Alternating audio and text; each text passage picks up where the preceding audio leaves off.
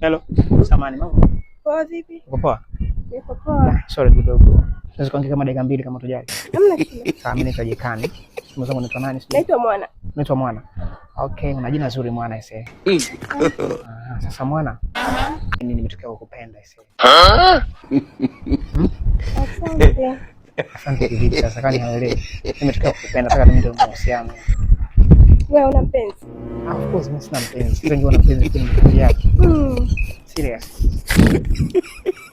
Sawa. Ndio. Okay, basi poa. Sasa naweza kusikia namba yako ya simu basi hata nikupigie baada ya kuondoka hapo. Hamna shida. Muda wote tu nitafute.